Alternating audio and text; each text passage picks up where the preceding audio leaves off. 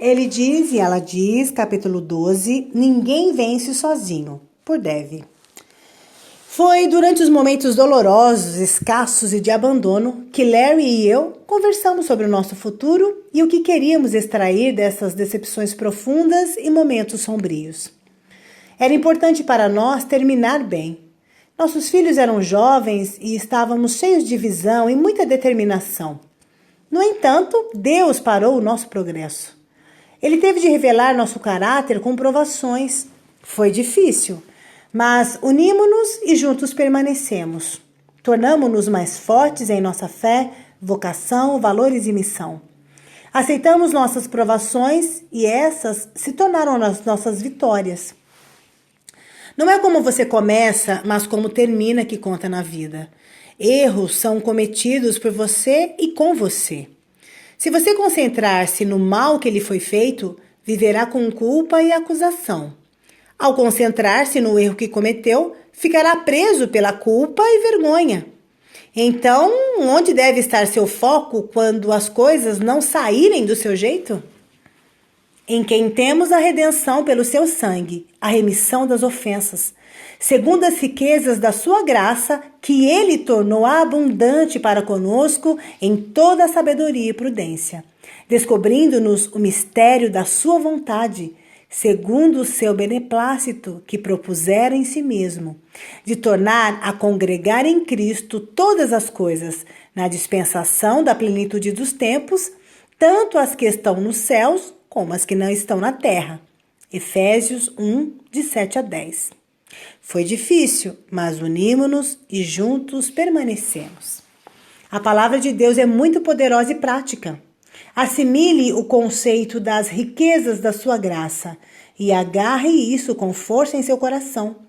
Quando você, seu cônjuge ou outros estiverem errados, filtre esse comportamento errôneo através da sua graça. Diariamente, faça o que Jesus nos ensinou a fazer. Perdoa-nos as nossas dívidas, assim como nós perdoamos aos nossos devedores, conforme Mateus 6,12. Meditar e orar desse modo irá mudar o seu caráter. Seu foco não estará no momento do choque, da vergonha, da tristeza ou do pranto, mas estenderá as riquezas da graça. Prestar favor quando não é merecido irá ajudá-la a concentrar a sua energia.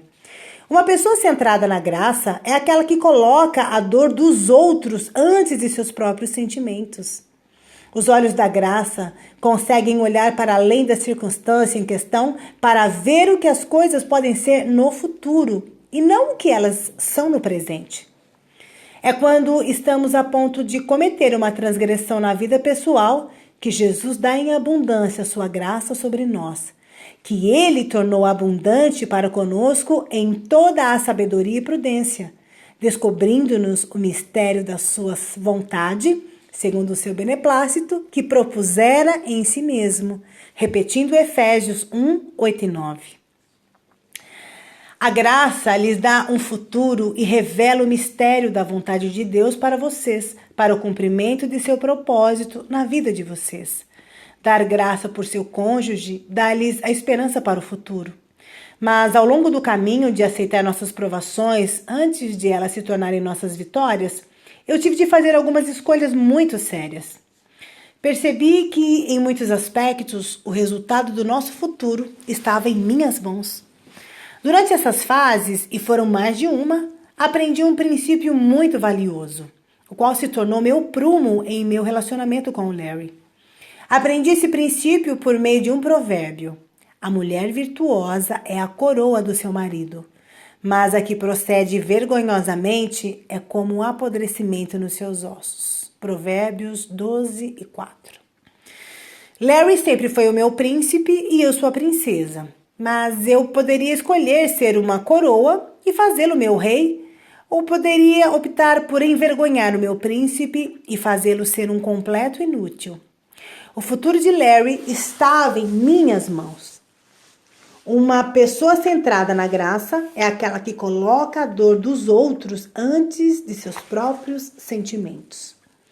A palavra apodrecimento, utilizada neste provérbio, simboliza um ato de decadência lenta ou deterioração. A imagem que vem à mente é o alimento que é deixado na geladeira por muito tempo. Quando decidi guardá-lo para outra ocasião, ainda estava delicioso, colorido e cheio de bons nutrientes. No entanto, ao ser esquecido, a aparência mudou. O que era antes cheio de cor, como cenouras brilhantes e alaranjadas, tornou-se algo como cenouras distorcidas e cinzentas, enjoativas e fedidas. O que antes era cheio de vida e nutrição, agora é podre, sem ser melhor ou útil para qualquer pessoa. Elas devem ser descartadas. Entender essa revelação da minha responsabilidade para o nosso futuro era enorme. É isso que eu quero para Larry? É verdade que se eu me esquecer dele, tenho esse tipo de influência sobre ele? Aquele homem incrível com quem me casei ao longo do tempo podia ser reduzido a inutilidade sem valor futuro para alguém? Seu ministério poderia ser descartado. É isso que essa passagem quer expressar para mim? Eu acreditei nisso e assumi a responsabilidade. Este entendimento me fez trabalhar em mim mesma, tornando-se mais excelente em todos os meus caminhos, buscando força e sabedoria em Deus, disciplinando minha língua descuidada e tendo a certeza de que minhas palavras e ações não trariam constrangimento ou vergonha para Ele. Isso elevou o meu padrão de comportamento a um que eu não poderia ter conseguido, caso contrário. Quando os casais enfrentam provações devastadoras, é muito fácil para a esposa apontar o dedo, culpar, dar conselhos, acusar ou envergonhar o seu marido por não protegê-los de tal dor. Mas se fizermos isso, iremos destruir o cônjuge. Ele vai perder a iniciativa, a confiança, a autoestima e murchar no nada. Isso não tem que acontecer. Não significa que não iremos experimentar crises de desânimo ou mesmo depressão, mas quando experimentarmos, poderemos olhar para além das circunstâncias e ver um futuro. Um homem que amarei e com quem me unirei. Passaremos o nosso futuro juntos. Não estou satisfeita com apenas um príncipe. Eu quero um rei. Se uma esposa excelente pode ser a coroa da cabeça do marido, como diz Provérbios 12:4, quero que meu marido seja coroado rei. E adivinhem, tenho um trabalho a fazer. Perguntei a mim mesma, escolho a excelência ou a vergonha para ele? O meu comportamento, as minhas palavras, minha atitude, meu compromisso, minha aliança, minha moral, o meu caráter, a minha fé irão fazer a diferença e determinar quem Larry se tornará. Não estou satisfeita com apenas um príncipe, eu quero um rei. Enquanto escrevo, os Jogos Olímpicos de Verão de 2012 estão acontecendo em Londres. Larry e eu somos viciados por torcer por nossas equipes americanas e somos inspirados pelos jovens globais que disciplinaram suas vidas para chegar a esta competição feroz. Todos são campeões. Piers Morgan, da CNN, entrevistou vários ganhadores da medalha de ouro. Tomei nota dos comentários de 2 atletas. Michael Dwayne Johnson, nascido em 13 de setembro de 1967, é um ex-velocista norte-americano. Ele ganhou 4 medalhas de ouro olímpicas e 8 medalhas de ouro no Campeonato Mundial. Johnson atualmente possui a medalha mundial e recorde nos Jogos Olímpicos pelo revezamento de 4 por 400 metros. E nos 400 metros rasos é conhecido como o corredor mais rápido do mundo. Ele disse, ninguém vence sozinho. Ele continuou dizendo que todos os vencedores devem ter alguém que acredite neles. Um pai, um treinador, um professor, uma esposa, um marido. Greg Louganis, considerado o maior mergulhador de todos os tempos, ganhou medalhas de ouro em 1984 e 1988 no trampolim e na plataforma nos Jogos Olímpicos. Ele é o único homem e o segundo mergulhador na história olímpica que conquistou os eventos de mergulho consecutivos. Greg Louganis, enquanto competia pelo ouro nos Jogos Olímpicos de Seul em 1988, bateu a cabeça no trampolim. Sua confiança foi quebrada. Ele teve de tomar a decisão de novamente mergulhar e continuar na competição olímpica ou não. O seu treinador lhe disse, você pode não acreditar em si mesmo, mas eu acredito em você, mergulhe.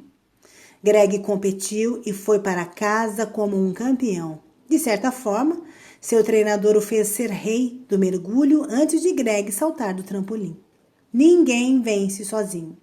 Seja o único a acreditar em seu cônjuge. Eu acredito em Larry e eu o coroei rei. Eu o mantenho no lugar mais alto na minha vida. Ele está acima de meus pais, filhos e netos. Eles o honram porque eu faço isso.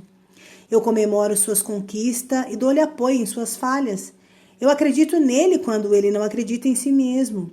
Eu o encorajo a tentar novamente e ele faz o mesmo por mim. Larry me trata como uma rainha. Eu não sou uma rainha, eu sou a coroa do meu rei.